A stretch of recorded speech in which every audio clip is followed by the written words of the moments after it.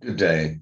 I'm Michael Mainelli, and I'm making this recording on who pays and who should pay the case of anti-money laundering because I'm unable to attend today's session at the 38th Cambridge International Symposium on Economic Crime, which I've been privileged to be coming to for over 3 decades. What I would like to cover today is very quickly some of the problems in the area of AML, anti-money laundering, the sort of ignoble efforts that have been going on, looking at who should pay and what might be done. And I'm doing so minded that I've spent the last 2 years with the financial services group of livery companies task force on anti-money laundering that has been looking at how to strengthen and simplify this. The FSG is 15 livery companies and has been led by Graham Gordon, the worshipful company of chartered architects, on this particular task force on AML.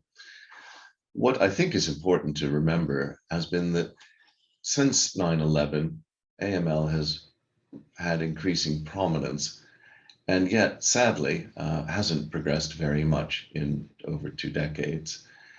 This report was done in July 2005 by my firm in conjunction with the City of London Corporation and the worshipful company of the Institute of Chartered Accountants in England and Wales. And what we concluded then, we would conclude today. It's ineffective, costly, complicated.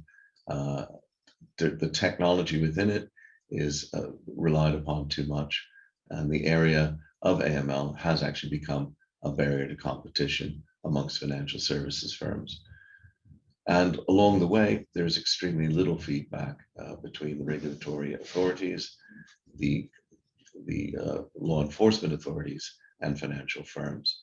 And we have a fundamental conflict here that we're asking financial institutions to police international legal and financial boundaries for free. So when we look at it, it is nevertheless a noble goal. And the FSG task force has conducted a number of events and has come to some conclusions, which I will share in a moment. However, it reminds me in many ways, as we look at this, of an old joke about an urban metropolitan type person going to dinner with somebody from a rural town and somebody from out in the countryside. And when the bill arrives, and quite significant bill in the city, he wonders how much the bill comes to. The person from the small town wonders what's their share. And the rural individual is wondering how much his or her portion comes to. What we're seeing here is people pushing the costs around and not realizing, in fact, the bigger costs that come to the total. So when we look at who pays, we could look at direct costs. A recent report this year done by Oxford Economics in conjunction with LexisNexis concluded, looking at over 300 financial firms, that the cost was approximately £28.7 billion annually. That would be significant, but what's far more significant is the frictions that AML are placing on trade, both direct quantity of trade, but also the speed of trade. If Britain is open for business, try opening a bank account is a pretty interesting motto, and many people know how difficult that is. So who should pay?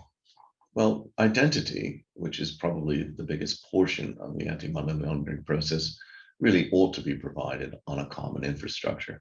Having put together a trade system in the Far East 5 years ago, I was surprised at how easy it was for us, because many of the application elements to do with personal identity and corporate identity were provided directly by the government. We do find as well that AML really has insufficient feedback for a lot of the big data approaches that could be used. The big data is there, but it's missing the critical element of what was the outcome in previous cases. And we have a real problem with the fact that our regulated industries in financial services are really just trying to meet what the regulators want rather than solve the problem. And the regulators are following political or media problems, and these political or media problems produce unintelligent or absolutist solutions, such as under no circumstances should any criminal have a bank account, which, when you think about it, sounds interesting, but is ludicrous. In a country of 65 million, there will be criminals with bank accounts. What we should be doing is using the economic system to make crime not pay And that is the important element in it. So we would like to inject some sensible economics in decisions and promote sensible cost benefit analysis. What could be done? Well, quickly, I would suggest one is that we need better feedback on suspicious activity reports. What led to a prosecution, what prosecutions were successful, what was interesting, what was uninteresting. These could be combined into test sets, which would be held by the authorities as repositories, showing all data sets, yes, anonymized where necessary, that would allow people to see and test their software on real data that people have validity for. Looking at amnesties to promote data sharing. So when you've had a major breach, that data should be put into these repositories.